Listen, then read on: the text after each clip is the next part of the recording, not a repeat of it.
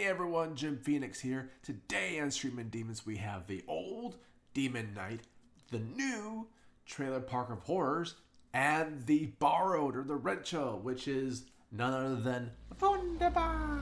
That's right, yoga hosers. All that and more on the next episode of Streamin Demons.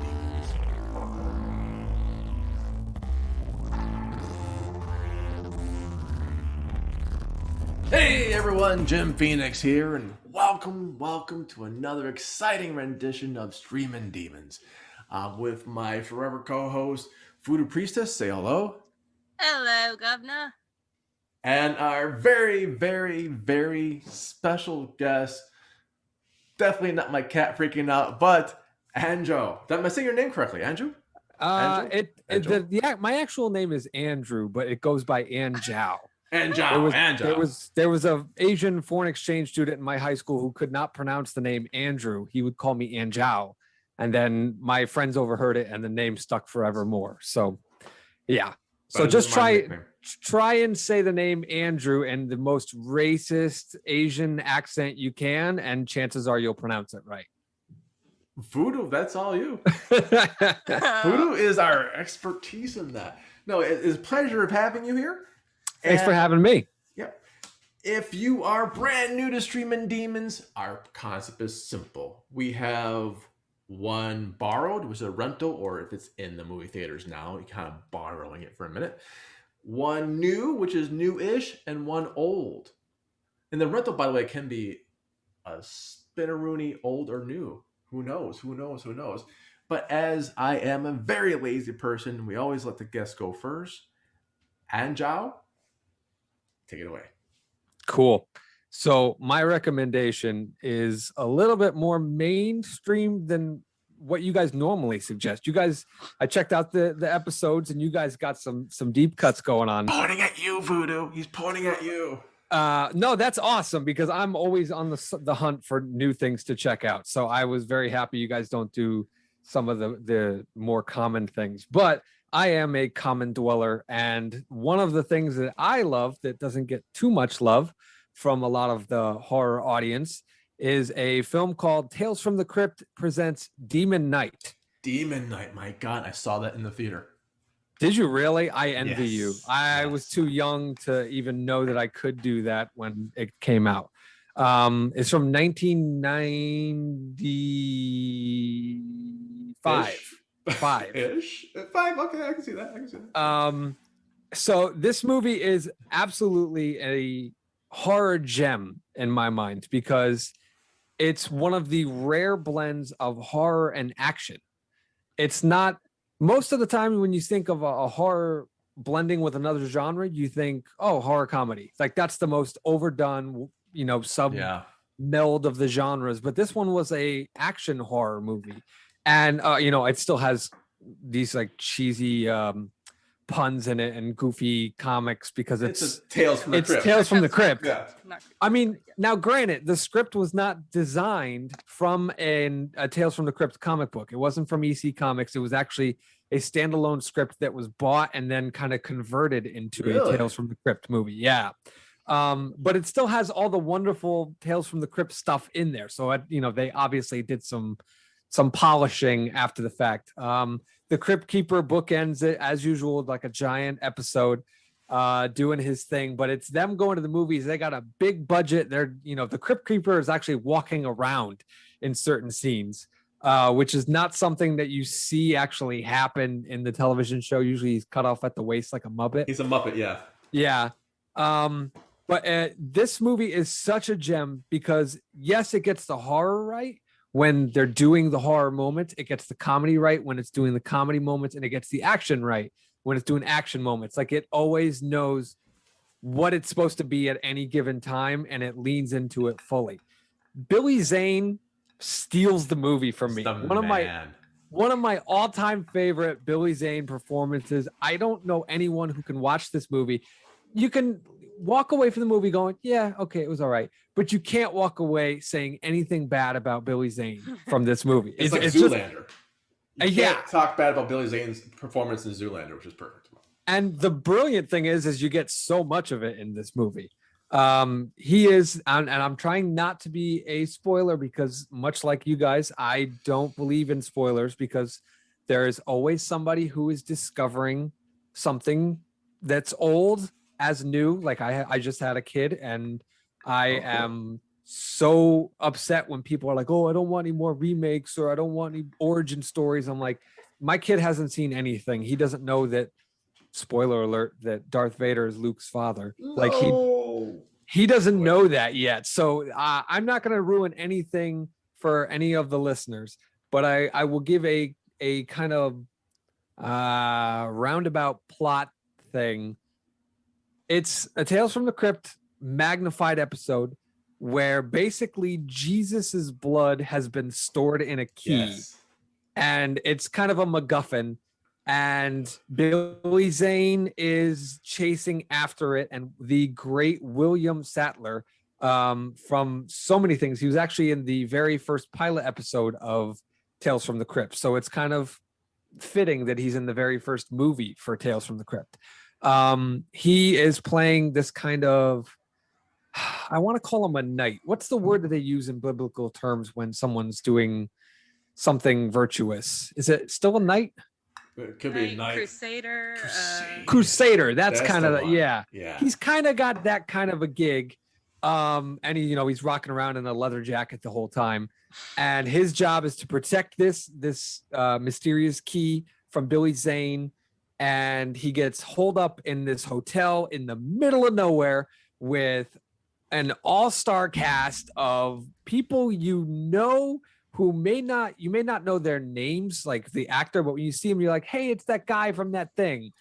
Thomas Hayden Church plays a jerk he plays a jerk? That's so unlike type for him. I know, but he plays it so beautifully here. He does. CCH Pounder is in this, throwing all kinds of attitude everywhere. The wonderful Dick Miller is in this, and if you're a horror fan, you know who Dick Miller is. He has a great couple scenes in this movie.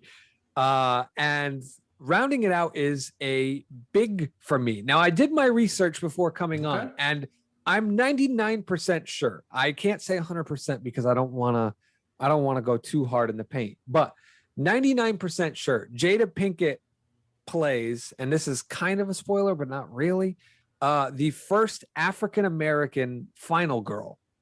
I have yet to find a African-American final girl before her. That's interesting. Because I didn't even know it was her. Back then, again, I saw the movie in the theater. I didn't know who Jada Pinkett was. Like, there was no other movies to really compare to. Yeah, I mean, 1995, I think she was in Scream 2 in 96, right? Or no, Scream 1 came out in 96. So 97, she was in Scream 2. But she's the first. I can't find any instances where there's a African-American final girl in any films before that. So I believe it's a first.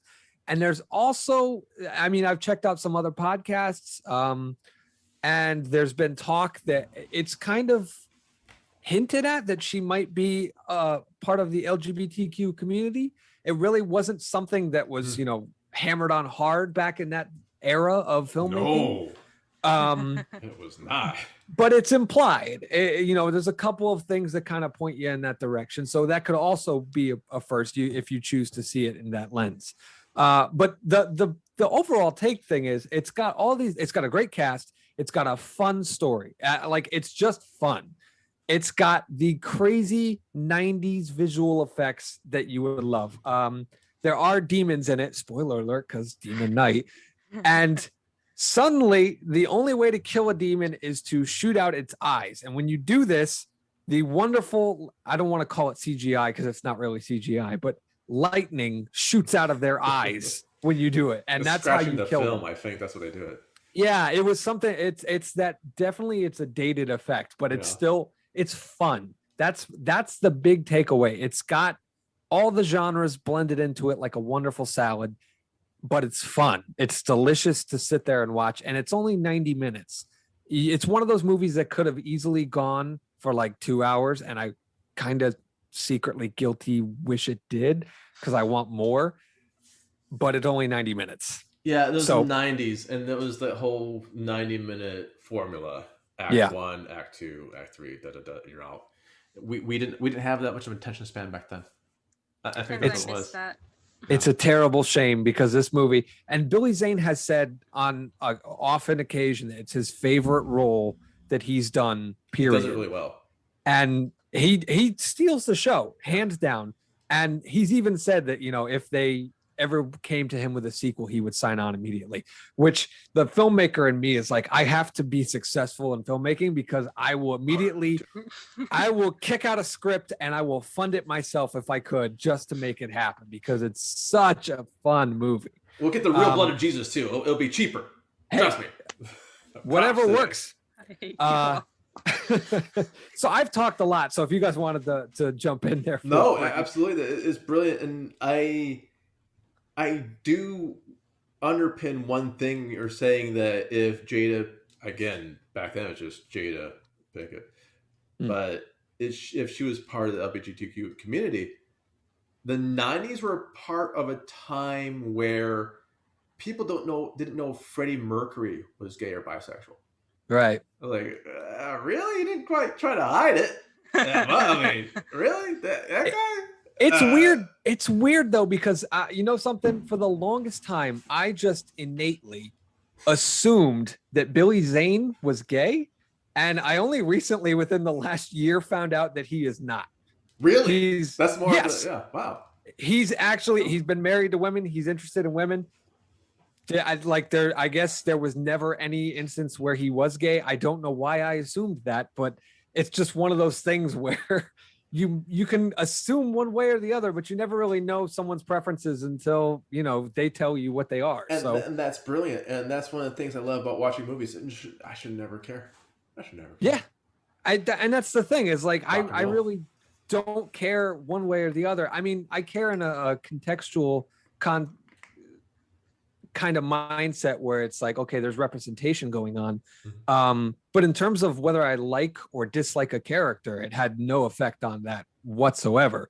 I love everything about this movie. I can gush about this movie for hours. I'm sorry. I'll tell you, part of the things that didn't work when it first came out, was you hit your head on it, was the comedy, horror, action triangle. Again, 90s, our attention span were flies. Yeah, it's one of those weird situations where it's a blend of all of those things, because I mean, you even got like a little bit of like a religious type thing going on, because there's constantly flashing back to Christ on the cross and all this kind of stuff. So it's definitely one that you have to be in a particular mood for, which is just kind of, in my opinion, sitting back and having fun. Now, I don't want to say it's a turn your brain off movie, but it kind of is. There's aspects that you would enjoy more, but it is smartly written. It is smartly written. They bought it. That was the first big production for them, and that spawned a whole bunch of crap. Sadly, I mean, that's the weirdest franchise I can think of, because at the end of the movie, there was an after the credits scene where the Crypt Keeper pops up and he teases a movie that never happens. And that was supposed to be their next movie or something. But then they come out with a second movie, and it wasn't what he teased. And then that movie failed. And then I think like 6 or 10 years later, another movie came out that I don't even know. I've never even seen it. It's like came out in like 2003 or something. It's a weird franchise, and it's sad because that's the horror anthology franchise that would have worked. Like, I know John Carpenter wanted to do that with Halloween. He wanted it to be an anthology series that was set at Halloween, but they couldn't get it off the ground in the media. They did Halloween 3, and that went the way that it did at the time. Which we love Halloween 3. I do. I'll self-identify. Yeah. You don't? Oh, we're going to fight later on. I'm with Evangeline on this. I've tried to get back into Halloween 3. Because there's the whole cult thing that's following it. And I'm thinking to myself, all right, I watched this wrong the first time. I got to rewatch it. And I went in with the mindset of, I want to love this movie. Show me what I'm missing. I want to see what everyone else is seeing. And I was just bored. I could not get into it. And that's my biggest hang up. I have to be entertained. It can go batshit crazy all at once. Right. But if I'm bored by a movie that has warlocks creating robots to kill children through a jingle on Halloween, like that is a batshit premise. And if you can't find a way to entertain me with that, you're doing something wrong. Well, that's the thing. I think it came out because I saw it as a kid. When So it came out in the theaters. Again, I'm that old. I can do it. So you're looking like you're talking through a nostalgic lens, kind of like how I love Hocus Pocus. Because I know that movie is horrible. I know that Hocus Pocus has got a sequel coming out. And so I had to have some money. I have my reservations about it because sequels that are come out long after the original do not bode well. And it's only on Disney Plus. It's not coming out in theaters, which also hurts my soul a little bit. But the witches are back, so that's a plus. And that's kind of my happy place is Bette Midler hamming it up on screen over the top as Winifred Sanderson. So and all happy places deserve a good place of base. And for this movie, Demon Knight, spelled with K-N-I-G-H-T for our younger viewers who may not know the movie. How many Cthulhus out of 5? How many Cthulhus out of 5 would you give this one? For me, or in terms of recommending it someone to you so that personally. Me personally, yep. Can I give it 4.5? Absolutely. 4.5 though. Wow. 4.5.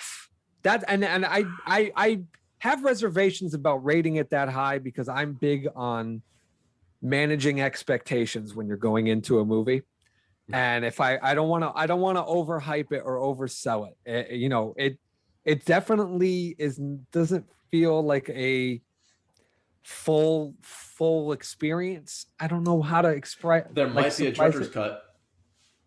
Don't tease me about that. Saying. There are deleted scenes from what I heard. There's the novelization, which was a big thing in the 90s, has a lot of things. I was talking about that. I was talking to Evie today, Voodoo Priestess today, about novelization. For those of you who don't know, if you saw a movie like Friday the 13th or Star Trek and Star Wars and it did well, they always novelized from like the mid 80s into like the mid 90s. Novelization was a thing.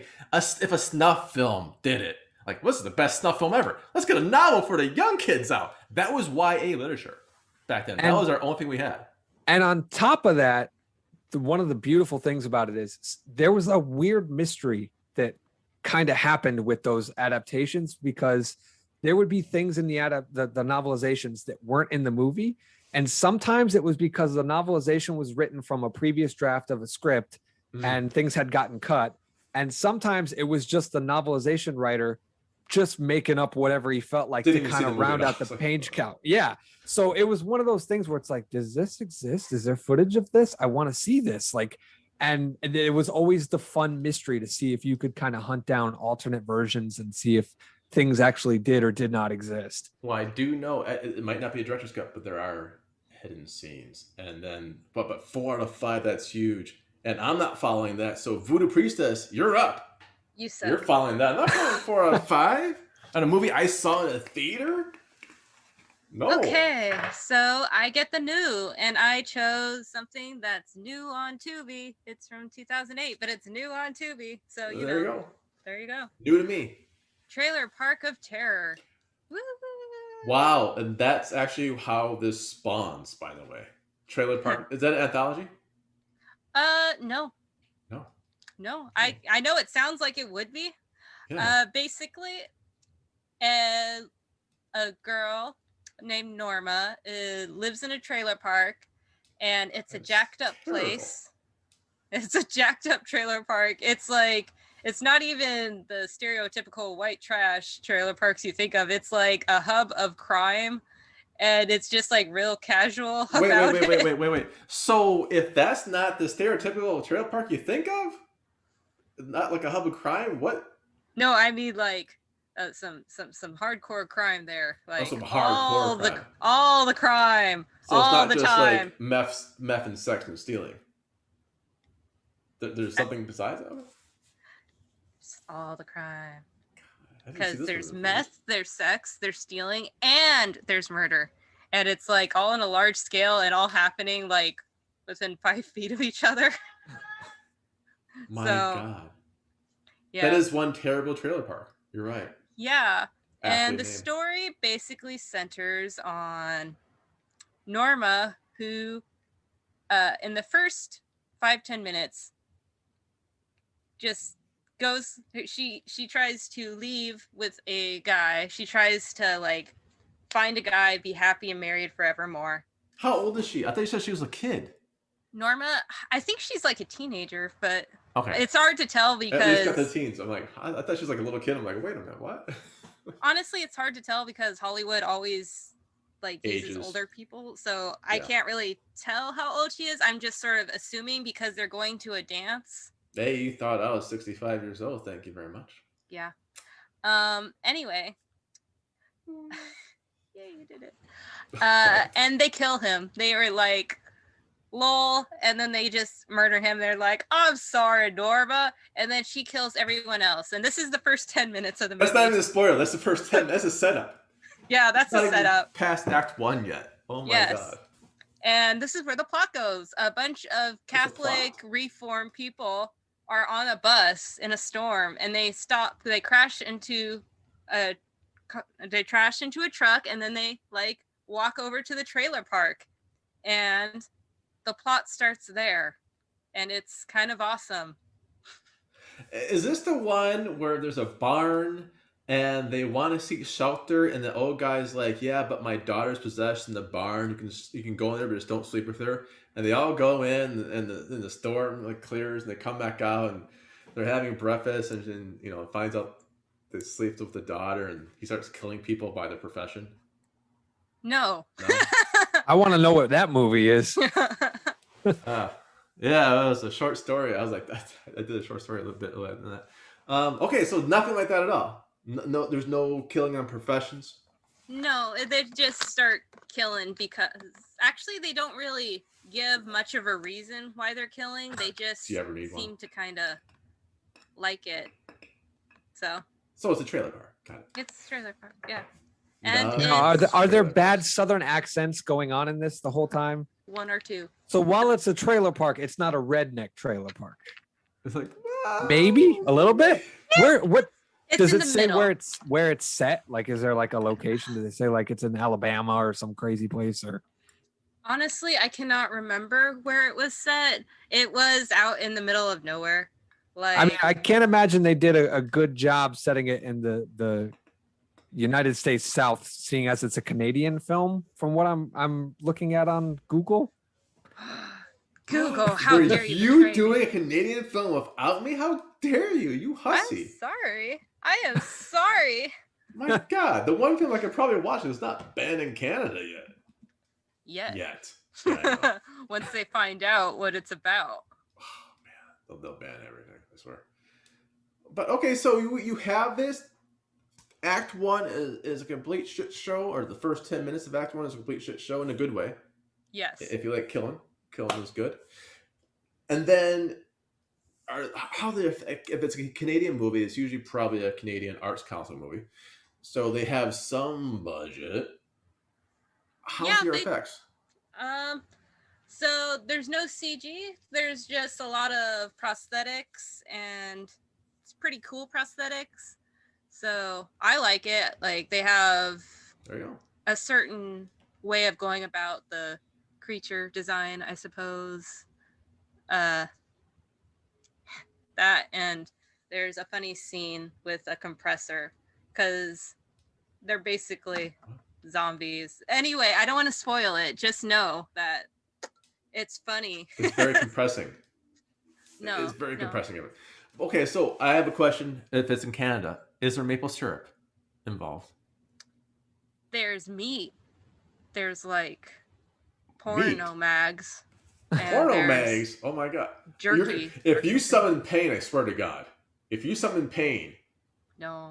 You know how to summon them. You gotta get those Hustler magazines like Court did. Like in the old stale whiskey beer. Yeah, no. I want to point out something that kind of happened by accident. So Jim, I hope your pick is on point, because me and Voodoo have picked out 2 movies that apparently this movie Trailer Park of Terror, is based on a comic book series, Oh, nice. Imperium Comics series. Oh, wow. Which Tales from the Crypt is also based on the EC comics. And I would like to also point out there is a religious aspect to your movie, right? Because there's a youth pastor, and there's a religious aspect to my film as well, with the whole blood of Jesus demon key thing. So we kind of got a running theme here going on. Intuitively, it just kind of happened. I'm just saying, Jim, I hope you based your pick on a comic book movie with some kind of religious tie-in, because otherwise you're breaking the fad. Don't I always, but I won't give spoilers away. I'm holding this movie near and dear close, hold my cards close. Now, Voodoo Priestess, what would you give your movie out of 5 Cthulhu's? Remember, as we learned previously, you can go negative if you want to. We can. I'll give it a 3.5. Wow. Damn it. I mean, good for the movie. The movie itself is a bit plotless, but, you know, it's, like, fun, and you just the kid dies? That. Got it. Yeah. I know Voodoo, like any hype rating the Voodoo gives, like, there's a little kid dying in it somewhere.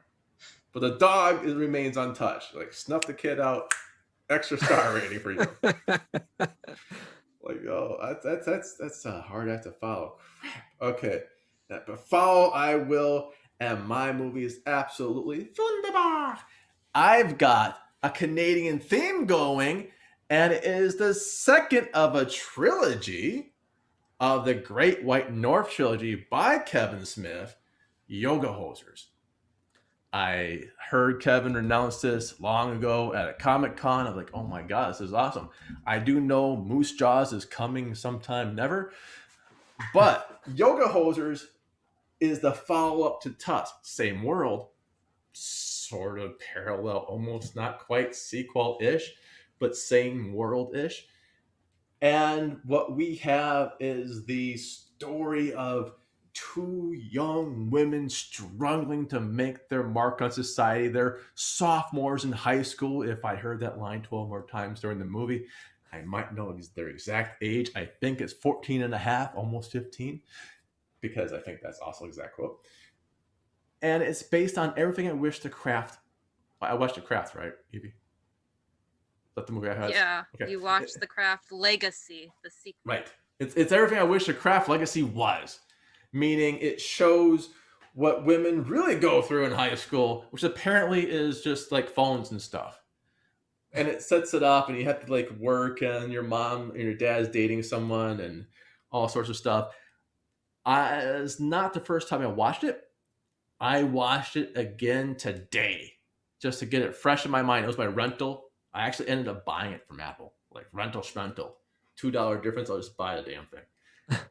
I saw jokes, inside jokes. I didn't get the first time because I wasn't watching Batman the Animated Series. Kevin Conroy comes in playing a guy, very serious, very dark, and buying something. And he's got a kid with him. He's like, come on, Robin, let's go. That is like, I didn't get the first time. Like, so Kevin Smith goes so deep in this damn movie, in the lexicon of comic book land. And if I can bridge it, see, right there, comic book masterpiece, Bruce Wayne masterpiece of all the stuff Kevin Smith did for comics. Swamp Thing. I'll allow it. I feel like that's good enough. And I also want to point out really quick, your Kevin Conroy impression is spot on. Like, if you try to tweak your voice to sound like him, you actually have a very similar, like a vocal range kind of sound to it. No relation, right? No, but we have we're known to each other, and it is sometimes it's weird if we really want to pour it on like the voices and stuff like that. I believe some people will do like the double a bit. So thanks for the compliment. Yeah. And this goes back into things that if you are into horror, not 100% horror, because again, this is the audience, as we talked about last episode. The audience for The Craft probably wasn't me. Like, they didn't make The Craft for me, like the sequel. If you are a teenage woman watching this, you might get like all the jokes. Like, oh my god, this is boom, boom, boom, boom, boom. This is the level. It's a PG-13, I believe. And this is all you need to have that lens on. The movies, okay, no spoilers, but all the people die in the beginning. If you ever want to know what this movie is kind of about without knowing anything else, it's about sausages that come to life with little Nazi, actually they're actually German World War One helmets, and they kill people by going through the butt, up with the helmet and killing them from the insides out. They are a Nazi experiment trying to bring back Hitler in clone form, unfortunately, as bratwurst. They're Bratzies. And that's like the spoiler free. They show it in the first 5-minute clips. Now it is amazing.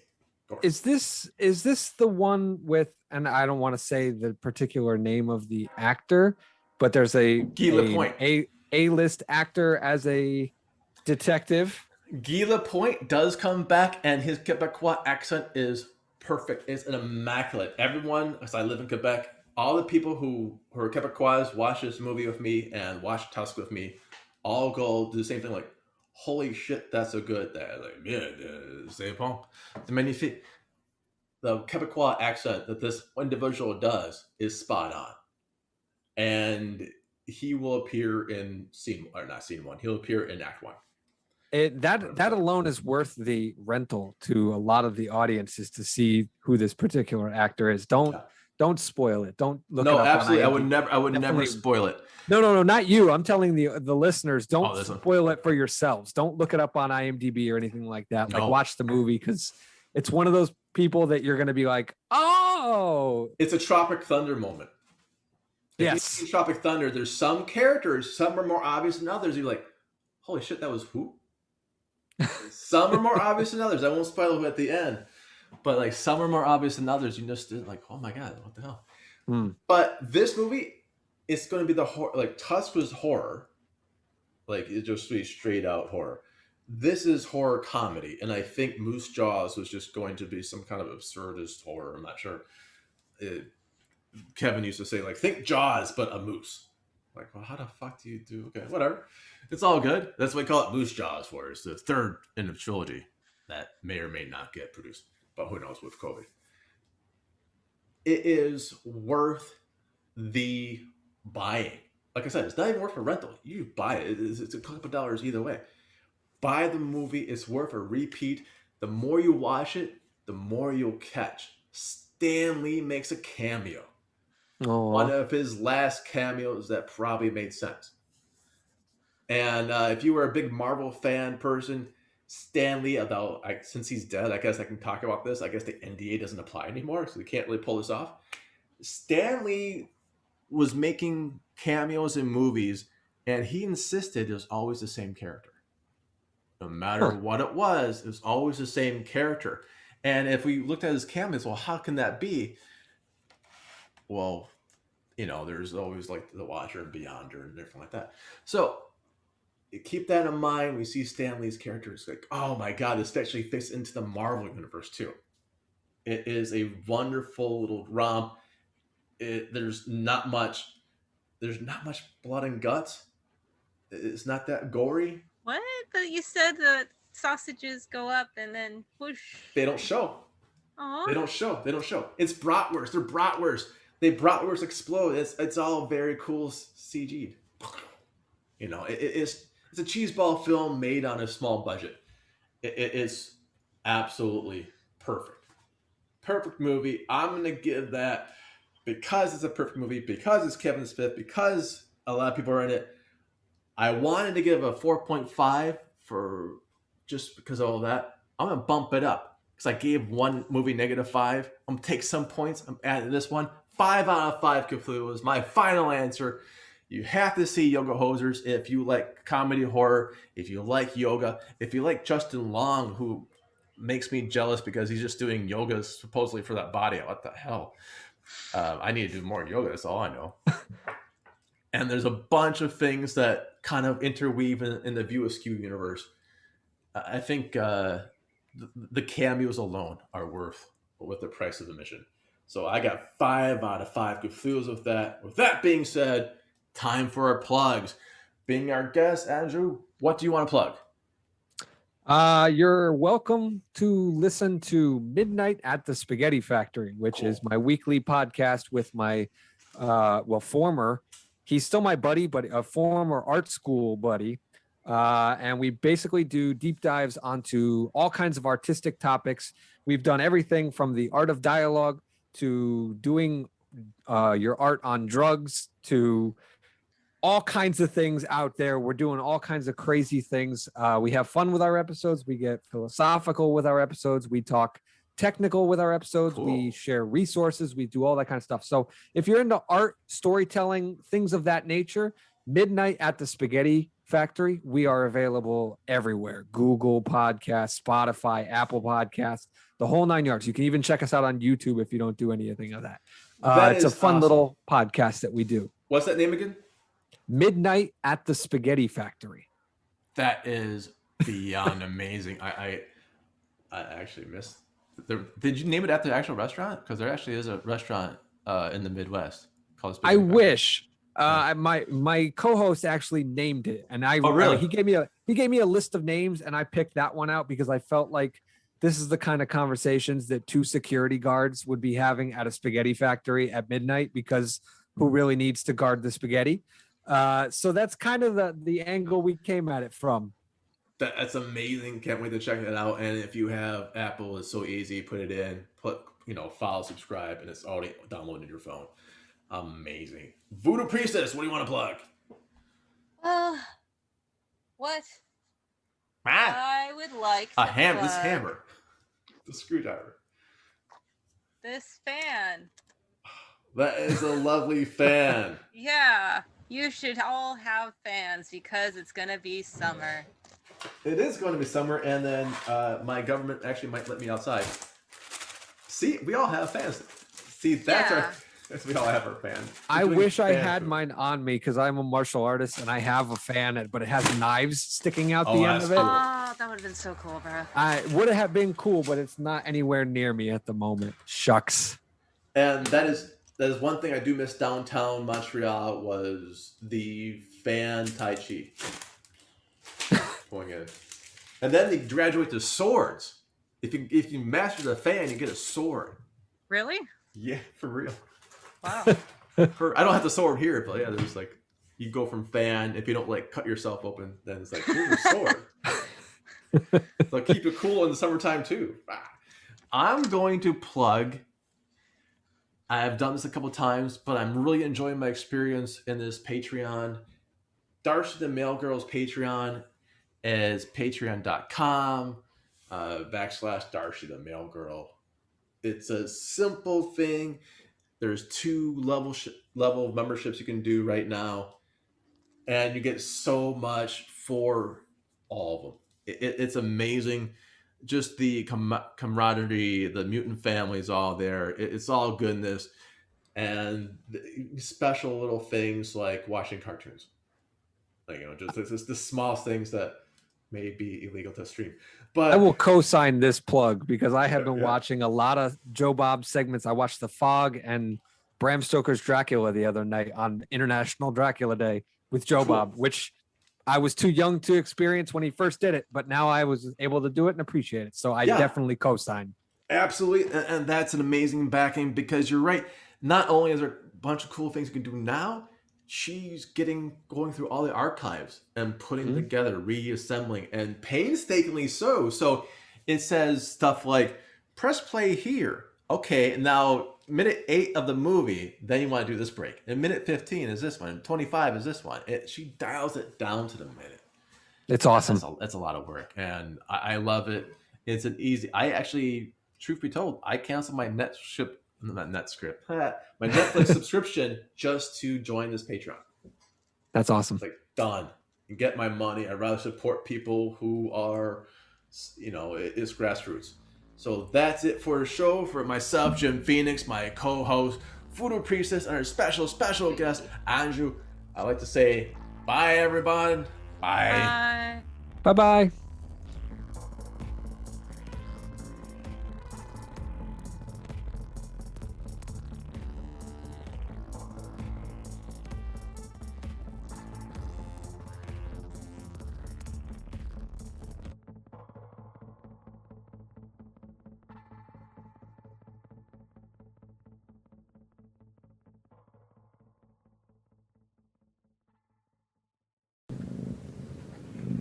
I hear a cat.